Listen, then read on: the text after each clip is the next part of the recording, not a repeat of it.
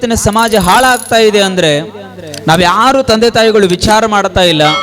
ನಾವೇನ್ ತಿಳ್ಕೊಂಡ್ ಬಿಟ್ಟಿದ್ದೇವೆ ಅಂದ್ರೆ ನಮ್ಮ ಮಗ ಚೆನ್ನಾಗಿ ಕಲೀಲಿ, ನನ್ ಮಗ 100 ಅಬವ್ ಮಾಡ್ಲಿ, ನನ್ ಮಗ ದೊಡ್ಡ ದೊಡ್ಡ ನೌಕರಿಯನ್ನು ಹಿಡಿಲಿ ಅಂತ ತಿಳ್ಕೊಂಡು ವಿಚಾರ ಮಾಡಕತ್ತೆ ಹೊರತಾಗಿ ನಮ್ಮ ಮಕ್ಕಳು ಯಾವ ದಾರಿ ಒಳಗಿದ್ದಾರೆ ಅನ್ನುವಂಥದ್ದನ್ನ ಯಾವುದೇ ಒಬ್ಬೊಬ್ಬ ತಂದೆ ತಾಯಿಗಳು ವಿಚಾರವನ್ನ ಮಾಡ್ತಾ ಇಲ್ಲ. ಬಹಳ ನೋವಿನ ಸಂಗತಿ. ಯಾಕೆ ಮಕ್ಕಳ ಬದುಕು ಯಾರು ಹಾಳು ಮಾಡಕತ್ತಾರ ಅಂದ್ರೆ ತಂದೆ ತಾಯಿಗಳೇ ಹಾಳು ಮಾಡಕತ್ತಾರ ಹೊರತಾಗಿ ಬೇರೆದವ್ರು ಯಾರು ಅಲ್ಲ. ನೀವು ಸುಮ್ನೆ ಮಕ್ಕಳನ್ನ ಒಂದು ಕ್ಷಣ ಪರೀಕ್ಷೆ ಮಾಡಿ ನೋಡ್ರಿ ಹೇಗಿರ್ತದೆ ಬದುಕು, ಮಕ್ಕಳ ಬದುಕು ನೀವು ನೋಡೋದೇ ಇಲ್ಲ. ನೀವೆಲ್ಲ ಏನ್ ಮಾಡಕತ್ತೀರಿ ಅಂದ್ರೆ 1 ಲಕ್ಷ 2 ಲಕ್ಷ 3 ಲಕ್ಷ ಡೊನೇಷನ್ ಕಟ್ಟಿ ಅವ್ರನ್ನೆಲ್ಲ ಒಯ್ದು ಎಲ್ಲಿಡಾಕತ್ತೀರಿ? ನೀವೆಲ್ಲ ಎಲ್ಲಿಡಾಕತ್ತೀರಿ? ಹಾಸ್ಟೆಲ್ ಒಳಗೆ ಹೋಗಿಡಾಕತ್ತೀರಿ. ನಿಮಗೆ ಸತ್ಯ ಹೇಳುತ್ತಾನೆ, 1 ಲಕ್ಷ 2 ಲಕ್ಷ 3 ಲಕ್ಷ ಡೊನೇಷನ್ ಕಟ್ಟಿ ನೀವೆಲ್ಲ ಮಕ್ಕಳನ್ನ ಹಾಸ್ಟೆಲ್ ಒಳಗೆ ಹೋಗಿಡಾಕತ್ತೀರಿ. ಹಾಸ್ಟೆಲ್ ಒಳಗಿದ್ದು ಮಕ್ಕಳು ವಿಚಾರ ಮಾಡಕತ್ತಾವ, ನಮ್ಮವ್ವ ಅಪ್ಪಗ ಬ್ಯಾಸರಾಗ ನಮ್ಮನ್ನ ತಂದು ಹಾಸ್ಟೆಲ್ನಾಗ ಹೋಗ್ದಾವ, ಇವತ್ತರು ನಾವು ಮದುವೆ ಮೇಲೆ ಒದ್ದು ವೃದ್ಧಾಶ್ರಮದೊಳಗೆ ಹೋಗಿ ಒಗಿಬೇಕು ಅಂತ ತಿಳ್ಕೊಂಡು ಹೇಳಿ ತಂದೆ ತಾಯಿಗಳನ್ನ ಒದ್ದು ಹೊರಗೆ ಹಾಕುವಂತ ಸಂಸ್ಕೃತಿ ನಾವು ಭಾರತ ದೇಶದಲ್ಲಿ ಕಾಣ್ತಾ ಇದ್ದೇವೆ. ಏನಿದು? ಕಾರಣ ಯಾವ ದೇಶ ತಾಯಿಯನ್ನು ಪೂಜೆ ಮಾಡಬೇಕಾಗಿತ್ತು, ಯಾವ ದೇಶ ತಾಯಿನೇ ಮೊದಲ ದೇವರು ಅಂತ ತಿಳ್ಕೊಂಡು ಹೇಳಿತ್ತು, ಮುಕ್ಕೋಟಿ ದೇವರುಗಳ ಮುನ್ನ ತಾಯಿನೇ ದೇವರು ಅಂತ ಹೇಳುವಂತ ದೇಶದ ಸಂಸ್ಕೃತಿಯಲ್ಲಿ ಇವತ್ತಿನ ದಿನ ಹೆತ್ತ ತಂದೆ ತಾಯಿಗಳನ್ನೇ ಒದ್ದು ಹೊರಗೆ ಹಾಕುವಂತ ಸಂಸ್ಕೃತಿಗೆ ನಾವೆಲ್ಲರೂ ಬಂದು ನಿಂತಿದ್ದೇವೆ. ಕಾರಣ ಏನು? ಅವ್ರು ನೀವು ಯಾರನ್ನು ಇಂಥ ಪೂಜೆಗಳಿಗೆ ಪುನಸ್ಕಾರಗಳಿಗೆ ಅವಕ್ಕೆ ಯಾವಕ್ಕೂ ಗೊತ್ತೇ ಇಲ್ಲ, ಏನು ಗೊತ್ತಿಲ್ಲ. ಪ್ರವಚನ ಅಂದ್ರೆ ಗೊತ್ತಿಲ್ಲ, ಗುರು ಹಿರಿಯರಿಗೆ ಹೆಂಗ ಗೌರವ ಕೊಡಬೇಕನ್ನೋದು ಗೊತ್ತಿಲ್ಲ. ಎಷ್ಟು ಮಕ್ಕಳ ಬದುಕು ಹಾಳಾಗ್ತಾ ಇದೆ ಅಂದ್ರೆ ತಾಯಿ, ನೀವೆಲ್ಲ ಏನ್ ಮಾಡಕತ್ತೀರಿ ಅಂತಂದ್ರೆ 6 ಗಂಟೆ 30 ನಿಮಿಷ ಆಯ್ತು ಅಂತಂದ್ರೆ ನೀವೆಲ್ಲ ಕೈಯಾಗ ರಿಮೋಟ್ ಹಿಡ್ಕೊಂಡು ನೀವು ಕುಂಡಿರ್ತೀರಿ. ಹಿಂದ್ ಕುಂತವ್ರದ್ದು ಒಂದು ಅಂಗಡಿ ಐತಿ, ಇವೆಲ್ಲ ಅಂಗಡಿಗೆ ಹೋದವ ಅಂದ್ರೆ ಅಳ್ಳಾಡ್ಕೊಂತ ಇವು ಮನಿಗೆ ಬರ್ತಾವ. ನೀವೆಲ್ಲ ಹುಡುಗರ ಕೈಯೊಳಗೆ ಏನ್ ಮಾಡಾಕತ್ತೀರಿ ಅಂದ್ರೆ ಫೋನ್ ಕೊಟ್ಟು ಕುಂಡ್ರಸಾಕತ್ತೀರಿ. ಸತ್ಯ ಹೇಳುತ್ತಾನೆ, ಸತ್ಯ ಹೇಳಿ ಹೋಗುತ್ತಾನೆ. ನಾನು ಬೈದರೂ ಪರವಾಗಿಲ್ಲ, ಇವತ್ತಿನ ಸಮಾಜವನ್ನು ನಾವು ಜಾಗೃತಿ ಮಾಡಬೇಕಾಗಿದೆ. ಇವತ್ತಿನ ಸನ್ಯಾಸಿಗಳಾದಂತಹವರು ನಾವು ಸಮಾಜಕ್ಕೆ ತಿಳಿ ಹೇಳಬೇಕಾಗಿದೆ. ಅಮ್ಮ, ಎಷ್ಟು ನೋವಿನ ಸಂಗತಿ ಅಂತಂದ್ರೆ ನೀವೆಲ್ಲ ಅಲ್ಲಿ ಅವರೆಲ್ಲ ಅಲ್ಲಿ ಯುವತರ ಕೈಯೊಳಗೆ ಏನ್ ಕೊಟ್ಕೊಂಡ್ರೆ ಸಾಕತ್ತೀರಿ ಅಂತಂದ್ರ ಹಾಗ ಬಿಟ್ರೆ ಹೊರಗೆ ಆಟ ಆಡಕ್ ಹೋಗುತ್ತಾವ ಅಂತ ತಿಳ್ಕೊಂಡು ಹೇಳಿ, ಏನಾರ ಮಾಡ್ಕೊಂಡು ಗಿಡ್ಕೊಂಡವ ಅಂತ ತಿಳ್ಕೊಂಡು ಹೇಳಿ ಅದ್ರ ಕೈಯಾಗ ಫೋನ್ ಕೊಂಡ್ರೆ ಸಾಕತ್ತೀರಿ. ಇವೆಲ್ಲ ಏನ್ ಮಾಡಕತ್ತಾವ ಅಂದ್ರ ಫೋನ್ನೊಳಗೆ ಹಾಯ್ ಬಾಯ್ ಅಂತ ಚಾಟ್ ಮಾಡ್ಕೊಂತ ಇವೆಲ್ಲ ಗಾಡಿಗೆ ಹಾಯ್ಕೊಂತ ಹೊಟ್ಟವು. ನಮ್ಮ ಸಂಸ್ಕೃತಿ ಏನಿದು ಅಲ್ವೇ ಅಲ್ಲ. ಎಷ್ಟು ಫೋನಿನಿಂದ ಮಕ್ಕಳ ಬದುಕು ಹಾಳಾಗ್ತಾ ಇದೆ ಅಂದ್ರೆ, ನೀವೆಲ್ಲ ಕೊರೋನಾ ಬಂತು ತಮಗೆಲ್ಲರಿಗೂ ಗೊತ್ತಿರಬೇಕು. 2020 19 ಡೆಡ್ ಎಂಡ್, 2020 ಪ್ರಾರಂಭ. ಆ ಕೊರೋನಾ ಸಂದರ್ಭದಲ್ಲಿ ಈ ಫೋನಿನ ಬದುಕು ಮಕ್ಕಳ ಬದುಕನ್ನು ಹೇಗೆ ಹಾಳು ಮಾಡ್ತಾ ಇದೆ ಅನ್ನುವಂಥದ್ದನ್ನ ತಂದೆ ತಾಯಿಗಳು ಗಮನಿಸಬೇಕು. ನೀವೆಲ್ಲ ಏನ್ ಮಾಡಕತ್ತೀರಿ ಅಂದ್ರ ಮಕ್ಕಳ ಅಳಾಕತ್ವನ ಅವ್ರ ಕೈಯಾಗ ಫೋನ್ ಕೊಟ್ಟು ಬಿಡ್ತೀರಿ, ಮಕ್ಕಳ ಅಳಾಕತ್ವನ ಅವ್ರ ಕೈಯಾಗ ಫೋನ್ ಕೊಟ್ಟು ಬಿಡ್ತೀರಿ. ಅಮ್ಮ, ಮಗ ಕೇಳುತ್ತಾನೆ ತಾಯಿಯನ್ನು ಹೋಗಿ, ಅವ್ವ ನನ್ನ ಫೋನ್ ರಿಚಾರ್ಜ್ ಖಾಲಿಯಾಗಿದೆ, ನನ್ನ ಫೋನ್ ರಿಚಾರ್ಜ್ ಖಾಲಿಯಾಗಿದೆ, ರಿಚಾರ್ಜ್ ಮಾಡಿಸೋದಕ್ಕೆ ಹಣ ಕೊಡು ಅಂತ ಕೇಳುತ್ತಾನೆ ಮಗ. ತಾಯಿ ಹೇಳುತ್ತಾಳೆ, ಕಂದ, ಕೊರೋನಾ ದೇಶವೇ ಕದ ಹಾಕಿತ್ತು, ಹೊರಗಡೆ ಹೋಗಿ ದುಡಿತೀನಿ ಅಂದ್ರೆ ಕೆಲಸ ಇಲ್ಲ, ಮನೆಯೊಳಗಡೆ ಹೋಗಿ ಉಣ್ತೀನಿ ಅಂದ್ರೆ ಮನೆಯೊಳಗೆ ಅನ್ನ ಇಲ್ಲ, ಒಂದು ದಿನ ಮಾಡಿದ ಅನ್ನ 2 ದಿನ ಉಣಬೇಕಾಗಿತ್ತು, ಒಂದು ದಿನ ರೊಟ್ಟಿ ಬಡಿದ್ರೆ ರೊಟ್ಟಿಯನ್ನು 4 ದಿನ ಉಣಬೇಕಾಗಿತ್ತು. ಅಂತ ಕೆಟ್ಟ ಪರಿಸ್ಥಿತಿ ಒಳಗಡೆ ಹೆತ್ತ ತಾಯಿ ಮಗನಿಗೆ ಕೈ ಮುಗಿತಾಳೆ, ಕಂದ, ನನ್ನ ಹತ್ರ ಹಣ ಇಲ್ಲ, ಸ್ವಲ್ಪ ದಿನ ತಾಳ್ಕೋ, ನಾನು ಹೊರಗಡೆ ಹೋಗಿ ಲಾಕ್ಡೌನ್ ಎಲ್ಲ ಮುಗಿದ ಬಳಿಕ ನಿನಗೆ ನಾನು ದುಡಿದು ಹಣ ಕೊಡುತ್ತೇನೆ, ನೀನು ರಿಚಾರ್ಜ್ ಮಾಡಿಸುವಂತೆ ಅಂತ ತಾಯಿ ಹೇಳಿದ್ರೆ, ಮಗ ಹೇಳುತ್ತಾನಂತೆ, ಅವ್ವ ನನಗೇನ್ ಮಾಡ್ತೀಯ ಗೊತ್ತಿಲ್ಲ, ನೀ ಏನ್ ಮಾಡ್ತೀಯ ಗೊತ್ತಿಲ್ಲ, ಈ ಸದ್ಯ ನನಗೆ ಹಣ ಬೇಕು ಅಂದ್ರೆ ಹಣ ಬೇಕು ಅಂತ ಹಠ ಮಾಡ್ತಾನೆ. ಸ್ವಾಮಿ, ಹೊರಗಡೆ ಹೋದ್ರೆ ಪೊಲೀಸರು ಇದು ಸ್ಟೇಷನ್ಗೆ ಹಾಕ್ತಾರೆ, ಕೆಲಸ ಇಲ್ಲ, ಮನೆಯೊಳಗಡೆ ಉಣ್ಣೋದಕ್ಕೆ ಅನ್ನ ಇಲ್ಲ, ಮಗ ಉಣ್ಲಿ ಅಂತ ತಿಳ್ಕೊಂಡು ಮಗನಿಗೆ ಅನ್ನ ಉಣಿಸಿ ನೀರು ಕುಡಿದು ಮಲ್ಕೊಳ್ಳುತ್ತದೆ ತಾಯಿ. ತಾಯಿ ಹೇಳುತ್ತಾಳೆ, ಸ್ವತಃ ಹೆತ್ತ ಮಗನಿಗೆ ಕೈ ಮುಗಿದು ಹೇಳುತ್ತಾಳೆ, ಮಗ ನನ್ನ ಹತ್ರ ಹಣ ಇಲ್ವೇ ಇಲ್ಲ, ಸ್ವಲ್ಪ ದಿನ ತಾಳ್ಕೋ, ನಿನಗೆ ನಾನು ದುಡ್ದು ಹಣ ಕೊಡ್ತೀನಿ ಅಂದ್ರೆ ಮಗ ಹೇಳ್ತಾನೆ, ನೀ ಏನಾರೇ ಮಾಡು, ನನಗೆ ಈ ಸದ್ಯ ರಿಚಾರ್ಜ್ ಮಾಡಿಸೋದಕ್ಕೆ ಹಣ ಬೇಕು ಅಂದ್ರೆ ಬೇಕು ಅಂತ ಹಠ ಮಾಡ್ತಾನೆ. ತಾಯಿ ಇಲ್ಲ ಅಂತ ಹೇಳ್ತಾಳೆ. ಫೋನ್ ರಿಚಾರ್ಜ್ ಮಾಡಿಸೋದಕ್ಕೆ ಹಣ ಕೊಡದೇ ಇರುವ ಕಾರಣಕ್ಕಾಗಿ ಮಗ ತಾಯಿಯ ರುಂಡವನ್ನೇ ಕತ್ತರಿಸ್ತಾನೆ. ತಾಯಿಯ ರುಂಡವನ್ನೇ. ನಾವು ಎಲ್ಲಿಗೆ ಬಂದು ನಿಂತಿದ್ದೇವೆ? ನಾವೆಲ್ಲ ಸಮಾಜ ಹಾಳಾಗ್ತಾ ಇಲ್ವಾ? ಸುಮ್ಮನೆ ವಿಚಾರ ಮಾಡ್ರಿ. ಸುಮಾರು 1 ವರ್ಷ ಅಥವಾ 1.5 ವರ್ಷದ ಹಿಂದೆ ದೆಹಲಿಯ ಪಟ್ಟಣದೊಳಗಡೆ ಒಂದು ಘಟನೆ ನಡೀತದೆ, ವೈರಲ್ ಆಗ್ತದೆ. ನೀವೆಲ್ಲ ಮಕ್ಕಳು ಚೆನ್ನಾಗಿ ಓದ್ಲಿ ಅಂತ ಏನು ಹಾಸ್ಟೆಲ್ ಒಳಗೆ ಇಟ್ಟು ಬರಾಕತ್ತೀರಲ್ಲ, ಎಲ್ಲರದು ನಾ ಹೇಳ್ತಾ ಇಲ್ಲ. 100ರಲ್ಲಿ 100ಕ್ಕೆ 100 ಜನ ಹಾಳಾಗ್ತಾರೆ ಅಂತಲ್ಲ, 100ರಲ್ಲೇ 50% ಓದ್ತಾರೆ, ಕಲಿತಾರೆ. ಆದರೆ ಅವ್ರ ಮೇಲೆ ನಿಗಾ ಇದ್ದಾಗ ಮಾತ್ರ ಕಲಿತಾರೆ ಹೊರತಾಗಿ ಅವ್ರ ಮೇಲೆ ನಿಗಾ ಇಲ್ಲದೆ ಇದ್ರೆ ಮಕ್ಕಳು ಕಲಿಯೋದಕ್ಕೆ ಸಾಧ್ಯ ಇಲ್ಲ. 1.5 ವರ್ಷದ ಹಿಂದೆ ದೆಹಲಿಯ ಪಟ್ಟಣದೊಳಗೆ ಒಂದು ಘಟನೆ ನಡೀತದೆ.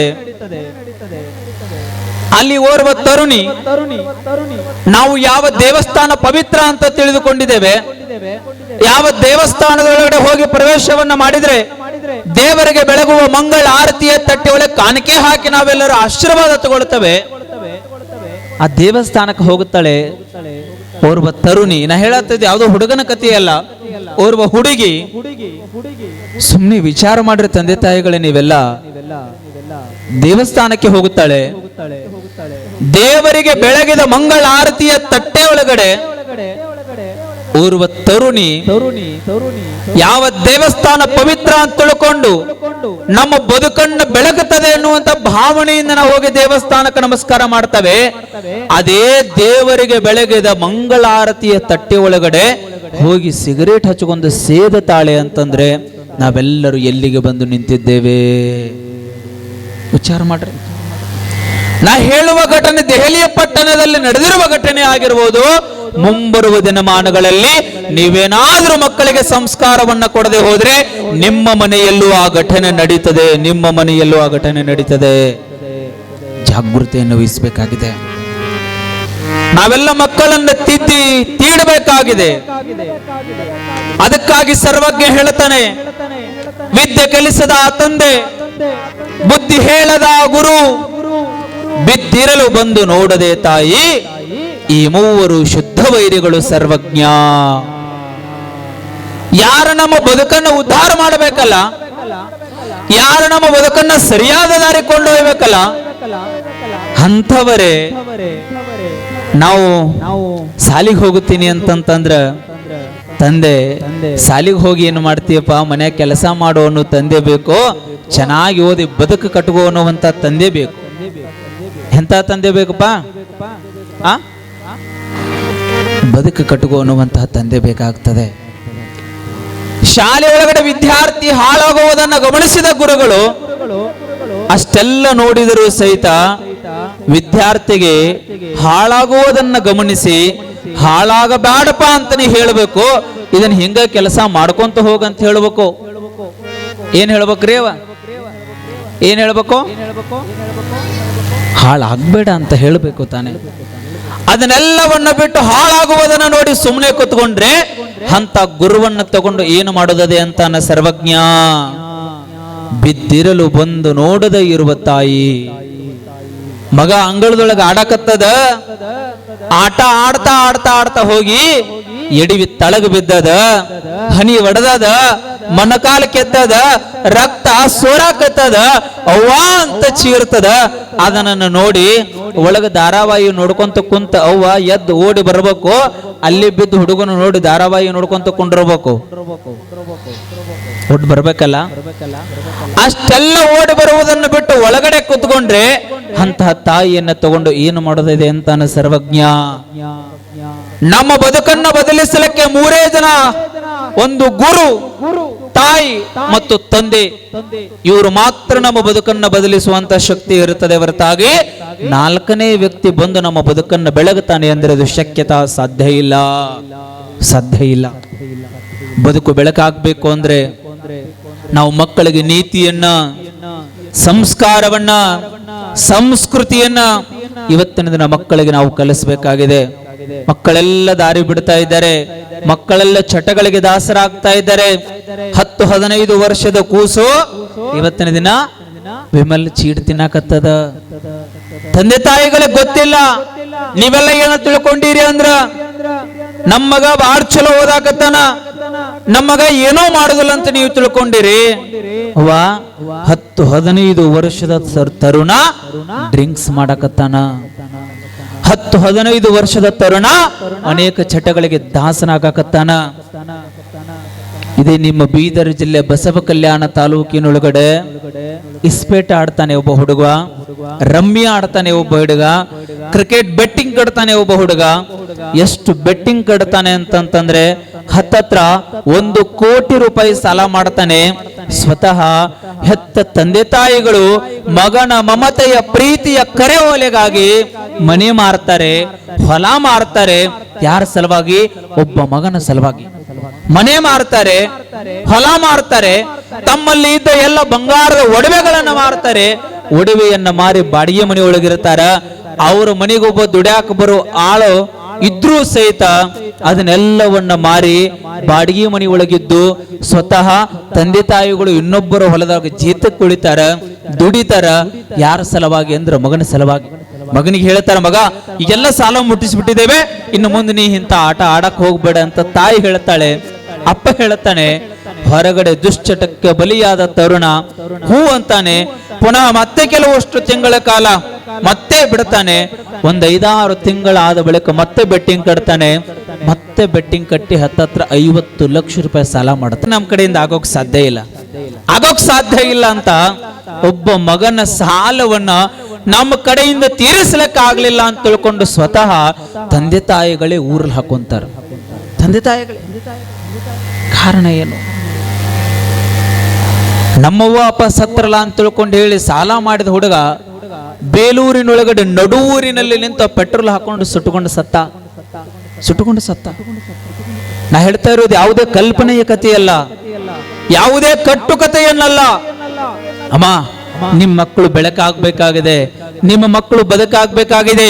ಒಂದು ಸಾರಿ ಗುರುವಿನ ಗುರುಪಾದಲಿಂಗ ಶಿವಗಳು ಪಾದಕ್ಕೆ ತಂದ ನಿಮ್ಮ ಮಕ್ಕಳ ಹಣಿ ಹಚ್ಚಿಸ್ರೆ 100ಕ್ಕೆ 100 ನಿಮ್ಮ ಮಕ್ಕಳು ಬದಲಾವಣೆ ಆಗ್ತವೆ, 100ಕ್ಕೆ 100 ಆಗ್ತವೆ.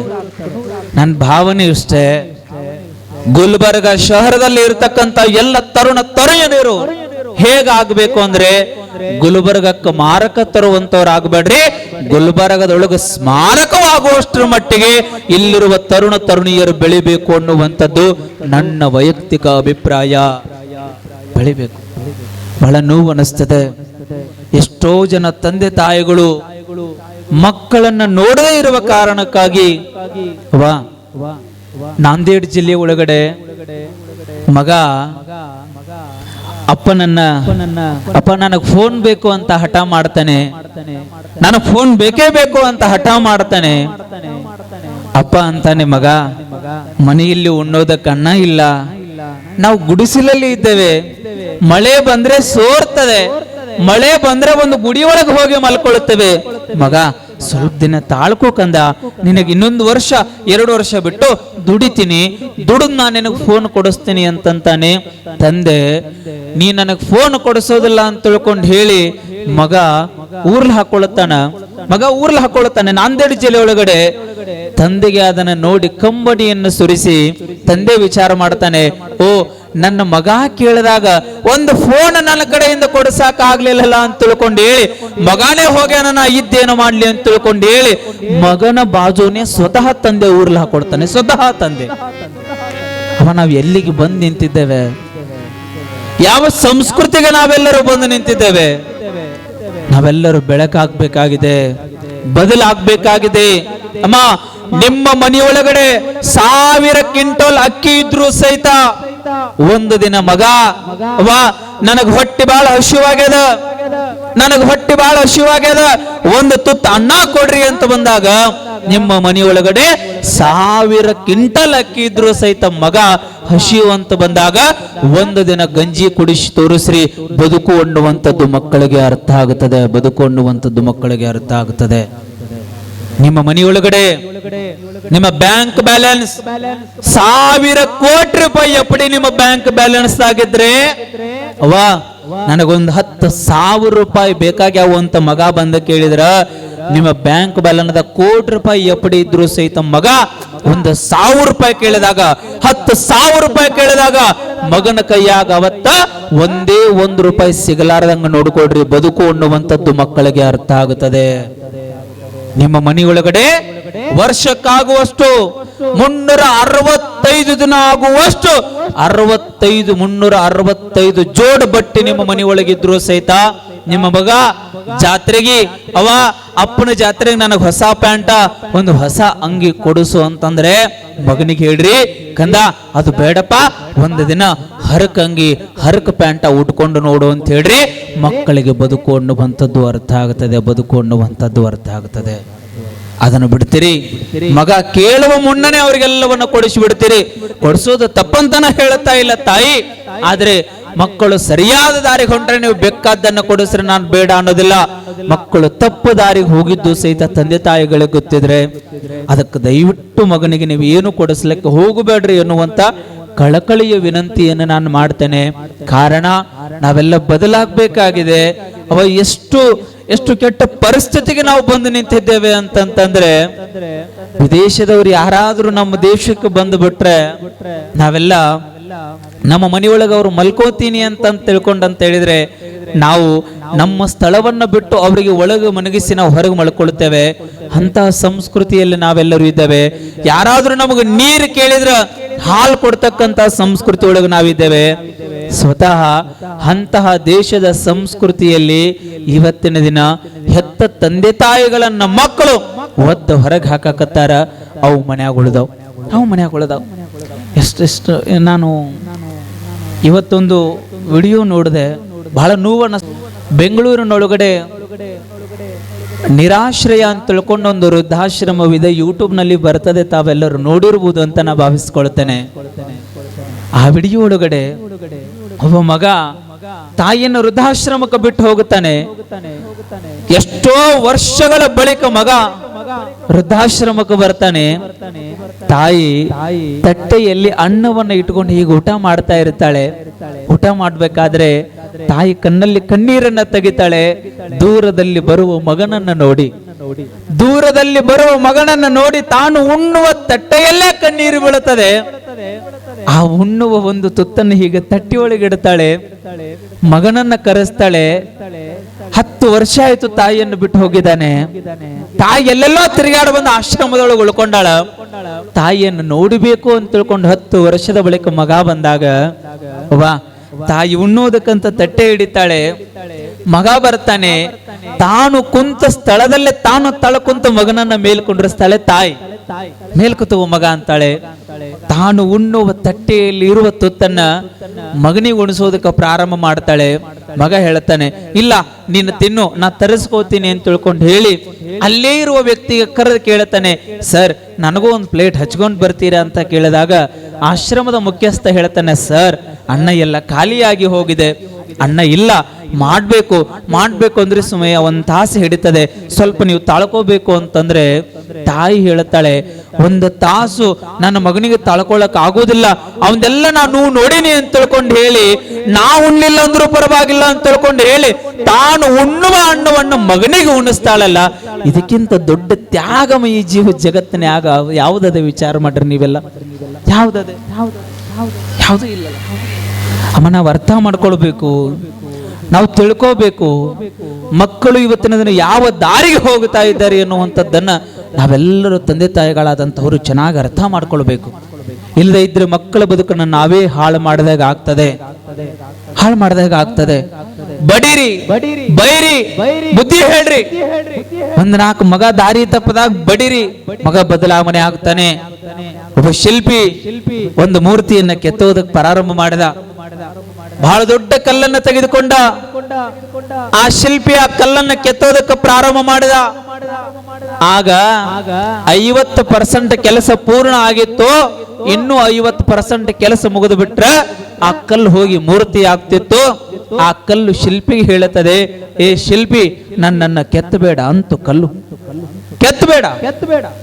ಆಗ ಶಿಲ್ಪಿ ಹೇಳ್ತಾನೆ ಆ ಕಲ್ಲಿಗೆ, ಏ ಕಲ್ಲೇ, 50% ನಿನ್ನನ್ನು ನಾನು ಕೆತ್ತಿದ್ದೇನೆ, ಇನ್ನೂ 50% ನಿನ್ನನ್ನು ನಾನು ಕೆತ್ತು ಬಿಟ್ರೆ ನೀನು ಮೂರ್ತಿ ಆಗ್ತೀಯ, ಗರ್ಭಗುಡಿ ಒಳಗಡೆ ಕೂತ್ಕೊಳ್ತೀಯ, ಈ ಜಗತ್ತಿನ ಜನ ಎಲ್ಲ ನಿನ್ನ ಕೈ ಮುಗಿತಾರೆ, ಸ್ವಲ್ಪ ತಾಳ್ಕೊ ಅಂತ ಹೇಳಿದ್ರೆ ಕಲ್ಲಿ ಹೇಳುತ್ತದೆ, ತಾಳ್ಕೊಳ್ಳುವ ಶಕ್ತಿ ನನಗಿಲ್ಲ, ದಯವಿಟ್ಟು ನನ್ನನ್ನು ಕೆತ್ತಬೇಡ, ಬಿಟ್ಟು ಬಿಡು ಅಂತ.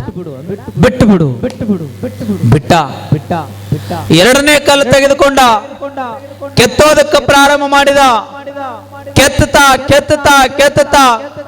75% ಕೆಲಸವನ್ನ ಪೂರ್ಣ ಮಾಡಿದ್ದ, ಕೇವಲ 25% ಕೆಲಸವನ್ನ ಇಟ್ಟಿದ್ದ.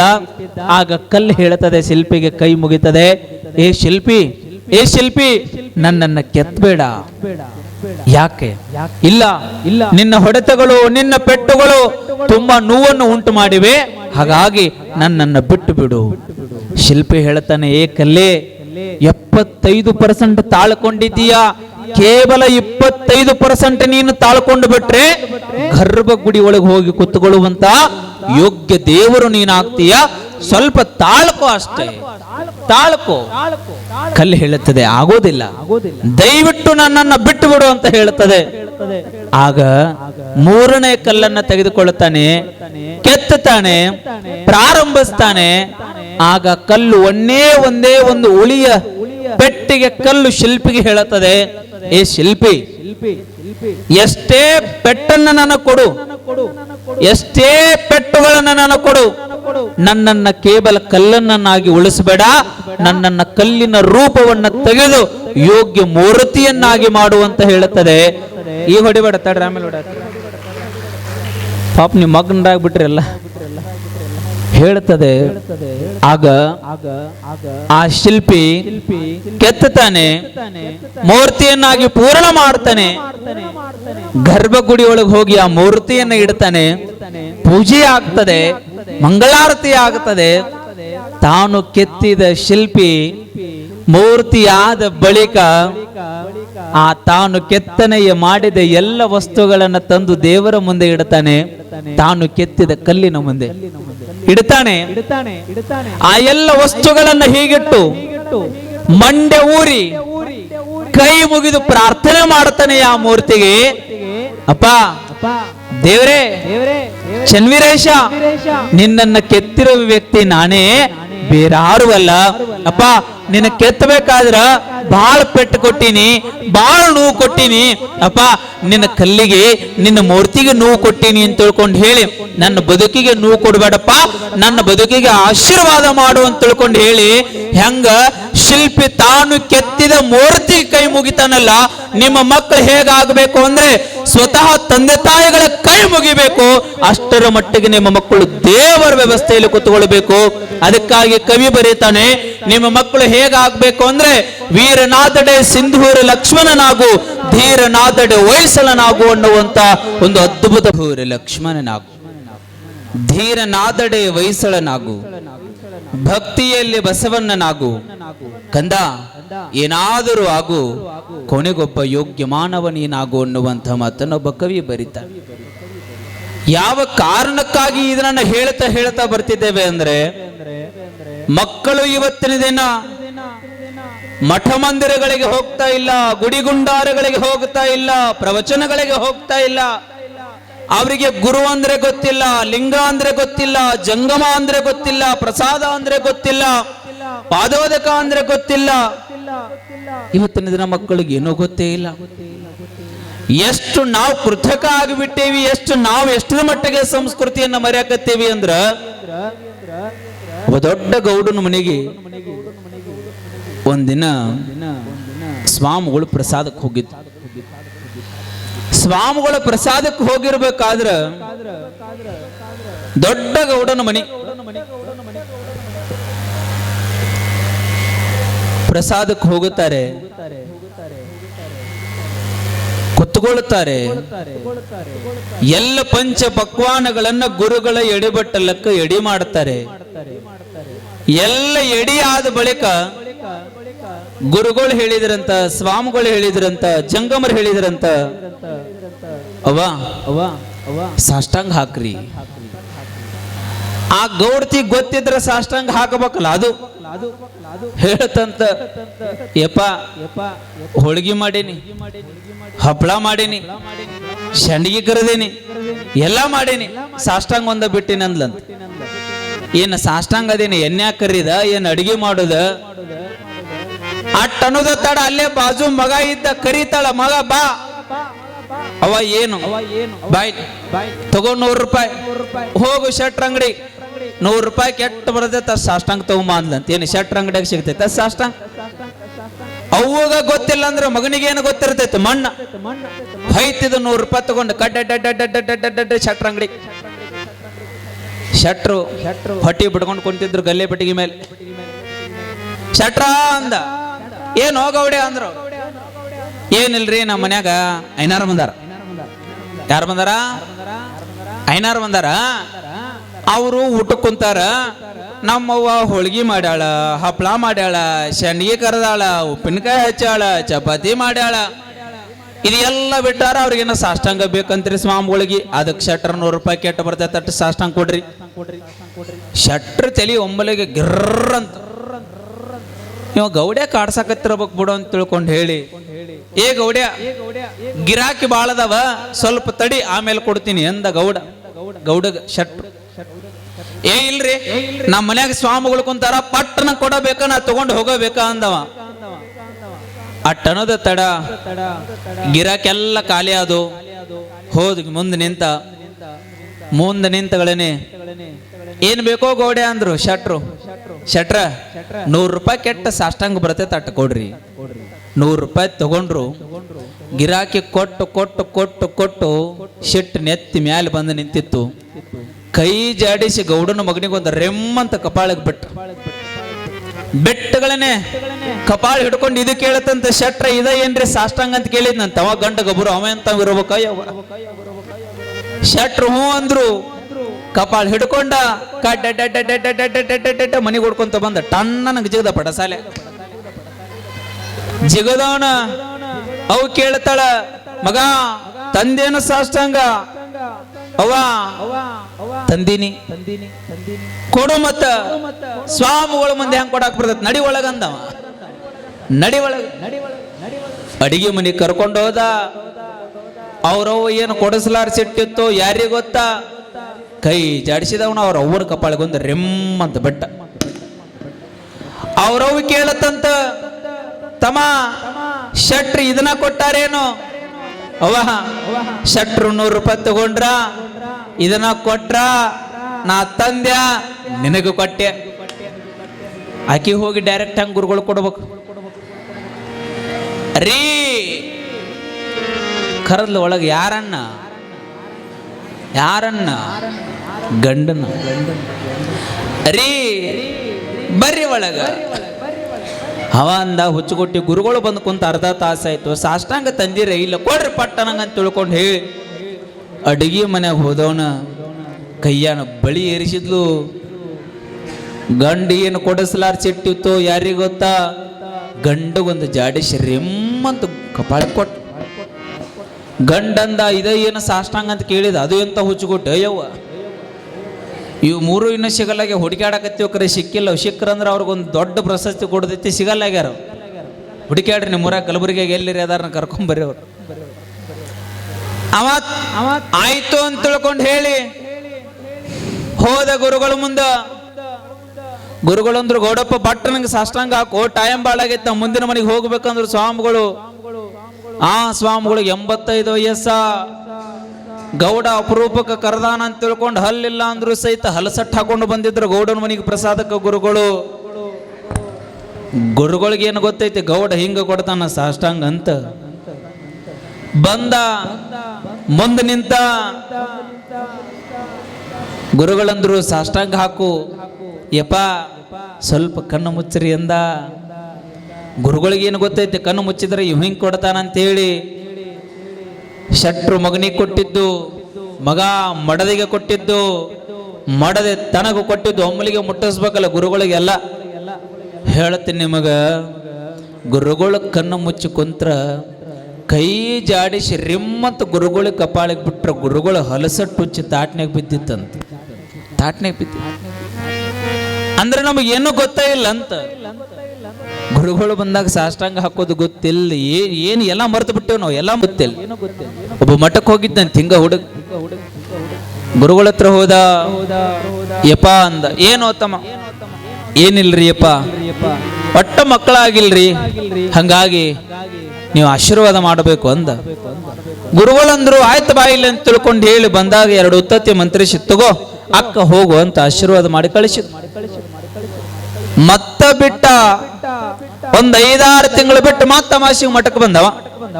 ಯಪ್ಪ ಅಂದ, ಅಜ್ಜಾರ್ ಹಿಂಗ ಗದಿಗೆ ಮೇಲೆ ಕುಂತಿದ್ರಿ. ಯಪ್ಪ ಅಂದ, ಏನು ಇನ್ನು ಮಕ್ಕಳ ಏನು 6 ತಿಂಗಳಿಗೆ ಮಕ್ಕಳಕ್ಕವ ಈ ಮಗನಿಗೆ, ಇನ್ನು ಮಕ್ಕಳಾಗಿಲ್ರಿ.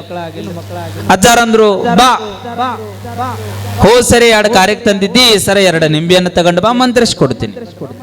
2 ನಿಂಬೆಯನ್ನು ತಂದ, ಗುರುಗಳು ಕೈಯ ಕೊಟ್ಟ. ಗುರುಗಳು ಮಂತ್ರಿಸಿದ್ರು, ತಗೋ ಇದನ್ನ ತಗೊಂಡು ಹೋಗು, ನಿನಗೆ ಮಕ್ಕಳಕ್ಕವ. ಮತ್ತ ಹೋದ, ಮತ್ತ ಹೋಗಿ ಮತ್ತೊಂದು 5-6 ತಿಂಗಳು ಬಿಟ್ಟು ಮತ್ತ ವಾಪಸ್ ಬಂದ ಅಮಾವಾಸ್ಯೆ ದಿನ ಮಠಕ್ಕೆ. ಪ್ರತಿ ಸರಿ 2 ಸರಿ ಬಂದಾಗ ಬಹಳ ಗದ್ಲಿತ್ತು.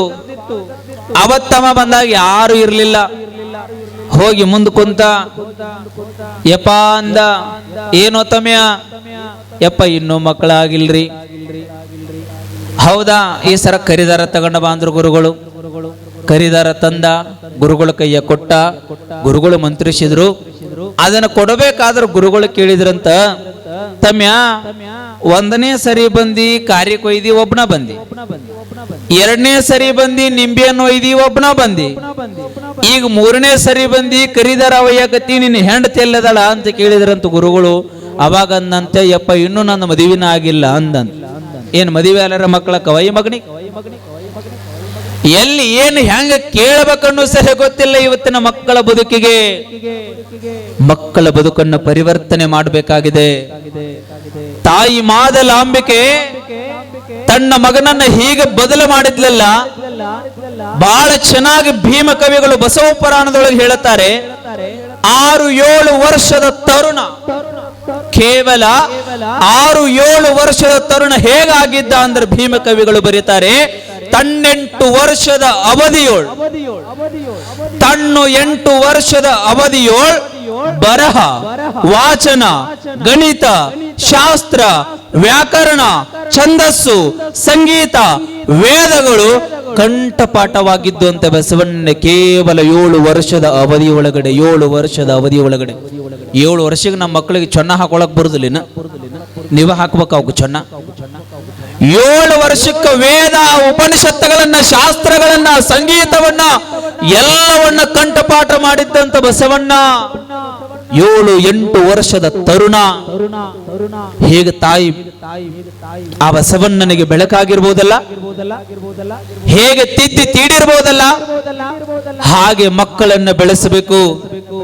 ಎಷ್ಟರ ಮಟ್ಟಿಗೆ ಮಕ್ಕಳನ್ನು ಬೆಳೆಸಬೇಕು ಅಂದ್ರೆ, ನೀವು ಬೆಳೆಸಿದ ಮಗು ಈ ಜಗತ್ತಿಗೆ ಬೆಳಕಾಗಬೇಕು. ಅಷ್ಟರ ಮಟ್ಟಿಗೆ ಆ ಮಗುವನ್ನ ಚೆನ್ನಾಗಿ ಬೆಳೆಸಬೇಕು. ಆ ಬೆಳೆಸುವ ವಿಧಾನದ ಶಕ್ತಿ ಎಲ್ಲ ಯಾರ ಕಡೆಗೆ ಇರುತ್ತದೆ ಅಂದ್ರೆ, ಹೆತ್ತ ತಾಯಿ ಹತ್ರ ಇರ್ತದೆ. ಹೆತ್ತ ತಾಯಿ ಹತ್ರ ಇರ್ತದೆ. ಒಬ್ಬ ತಾಯಿ ಮನಸ್ಸು ಮಾಡಿದ್ದಕ್ಕಾಗಿ, ಮಾದಲಾಂಬಿಕೆಯ ಮನಸ್ಸು ಮಾಡಿದ್ದಕ್ಕಾಗಿ ಈ ಜಗತ್ತಿಗೆ ಸಮಾನತೆ ತಂದು ಕೊಡುವಂತಹ ಯೋಗ್ಯ ಬಸವಣ್ಣ ನಿರ್ಮಾಣ ಆಗುತ್ತಾನೆ. ಒಬ್ಬ ತಾಯಿ ನೀಲಮ್ಮ ಮನಸ್ಸು ಮಾಡಿದ್ದಕ್ಕಾಗಿ ಈ ನಾಡಿಗೆ ಯೋಗ ಮಂದಿರವನ್ನು ಸ್ಥಾಪನೆ ಮಾಡ್ತಾರೆ. ಹಾನಗಲ್ಲ ಕುಮಾರ ಶಿವಯೋಗಿಗಳಾಗ್ತಾರೆ. ಒಬ್ಬ ತಾಯಿ ಭುವನೇಶ್ವರಿ ಮನಸ್ಸು ಮಾಡಿದ್ದಕ್ಕಾಗಿ ಈ ಜಗತ್ತಿಗೆ ಧೀಮಂತ ಸನ್ಯಾಸಿಯಾಗ್ತಾನೆ ಸ್ವಾಮಿ ವಿವೇಕಾನಂದ. ಒಬ್ಬ ತಾಯಿ ಮನಸ್ಸು ಮಾಡಿದ್ದಕ್ಕಾಗಿ, ಜೀಜಾಬಾಯಿ ಮನಸ್ಸು ಮಾಡಿದ್ದಕ್ಕಾಗಿ ಛತ್ರಪತಿ ಶಿವಾಜಿ ಮಹಾರಾಜ ಆಗ್ತಾನೆ. ಹಿಂದೂ ಹೃದಯ ಸಾಮ್ರಾಟಕ್ಕಾಗಿ ಹೃದಯವನ್ನೇ ತೆರೆದು ನಿಲ್ತಾನೆ. ಒಬ್ಬ ತಾಯಿ ಚೆನ್ನಮ್ಮ ಮನಸ್ಸು ಮಾಡಿದ್ದಕ್ಕಾಗಿ ನಮ್ಮ ನಿಮ್ಮೆಲ್ಲರ ಪರಮಾರಾಧ್ಯ ಯೋಗಿ ಚನ್ನವೀರ ಶಿವಯೋಗಿ ನಿರ್ಮಾಣ ಆಗುತ್ತಾನೆ. ಒಬ್ಬ ತಾಯಿ ಮನಸ್ಸು ಮಾಡಿದ್ರೆ ಈ ಜಗಕ್ಕೆ ಜ್ಯೋತಿ ಆಗುವಂತಹ ಮಕ್ಕಳನ್ನು ಕೊಡಬಹುದು. ಅಂತಹ ಶಕ್ತಿ ಒಬ್ಬ ತಾಯಿಯಲ್ಲಿದೆ. ಹಾಗಾಗಿ ಮಕ್ಕಳನ್ನ ಬೆಳೆಸಬೇಕು, ತೀಡಬೇಕು, ತಿದ್ದಬೇಕು. ಅಂದಾಗ ಮಾತ್ರ ಮಕ್ಕಳು ಬೆಳಕಾಗ್ತವೆ ಹೊರತಾಗಿ ಇಲ್ಲದೆ ಇದ್ರೆ ಮಕ್ಕಳು ಬೆಳಕಾಗ್ಲಿಕ್ಕೆ ಸಾಧ್ಯ ಇಲ್ಲ. ತನ್ನ 8 ವರ್ಷದ ಅವಧಿಯಲ್ಲಿ ಬಸವಣ್ಣ ಎಲ್ಲವನ್ನ ನಿರರ್ಗಳವಾಗಿ ಹೇಳುವಂತಹ ಪ್ರಯತ್ನವನ್ನ ಮಾಡಿದ. ವೇದವನ್ನು